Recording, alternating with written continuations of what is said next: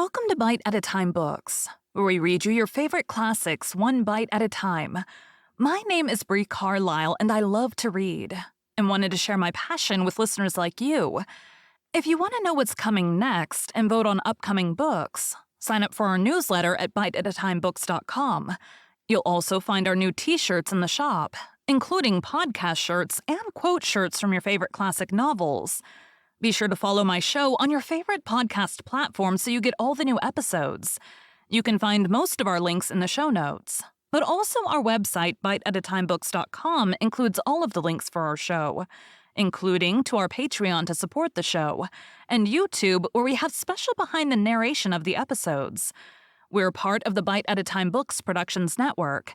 If you'd also like to hear what inspired your favorite classic authors to write their novels, and what was going on in the world at the time, check out the Bite at a Time Books Behind the Story podcast, wherever you listen to podcasts. Please note, while we try to keep the text as close to the original as possible, some words have been changed to honor the marginalized communities who've identified the words as harmful, and to stay in alignment with Bite at a Time Books' brand values. Today we'll be continuing Les Miserables by Victor Hugo. Chapter 5. The Utility of Going to Mass in Order to Become a Revolutionist. Marius had preserved the religious habits of his childhood.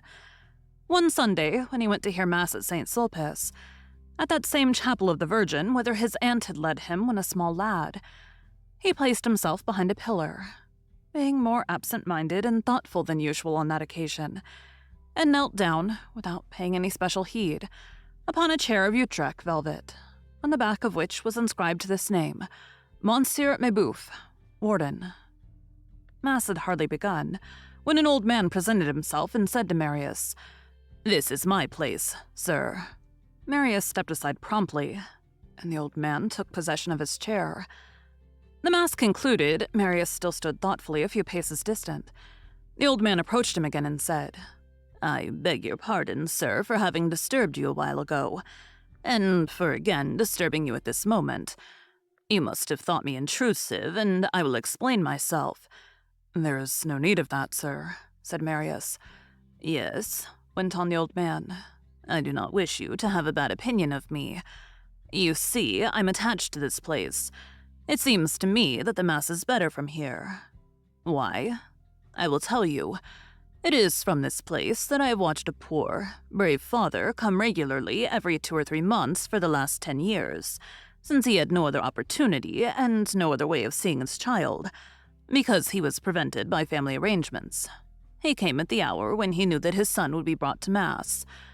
The little one never suspected that his father was there. Perhaps he did not even know that he had a father. Poor innocent. The father kept behind a pillar so that he might not be seen. He gazed at his child and he wept. He adored that little fellow. Poor man. I could see that. This spot has become sanctified in my sight, and I have contracted a habit of coming hither to listen to the Mass. I prefer it to the stall to which I have a right, in my capacity of warden. I knew that unhappy gentleman a little too. He had a father-in-law, a wealthy aunt, relatives, I don't know exactly what all, who threatened to disinherit the child if he, the father, saw him. He sacrificed himself in order that his son might be rich and happy someday. He was separated from him because of political opinions. Certainly, I approve of political opinions, but there are people who do not know where to stop. Mon Dieu, a man is not a monster because he was at Waterloo. A father is not separated from his child for such a reason as that. He was one of Bonaparte's colonels. He is dead, I believe. He lived at Vernon, where I have a brother who is a curé, and his name was something like Pontmarie or Montpercy. He had a fine sword cut, on my honor." "Pontmercy," suggested Marius, turning pale. "Precisely. Pontmercy. Did you know him?" "Sir," said Marius, "he was my father." The old warden clasped his hands and exclaimed, "Ah, you are the child. Yes, that's true. He must be a man by this time. Well, poor child, you may say that you had a father who loved you dearly." Marius offered his arm to the old man and conducted him to his lodgings. On the following day, he said to Monsieur Gillenormand, "I have arranged a hunting party with some friends. Will you permit me to be absent for 3 days?" "4," replied his grandfather. "Go and amuse yourself." And he said to his daughter in a low tone and with a wink, "Some love affair." Thank you for joining Bite at a Time Books today, while we read a bite of one of your favorite classics. Again, my name is Bree Carlile, and I hope you come back tomorrow for the next bite of Les Miserables.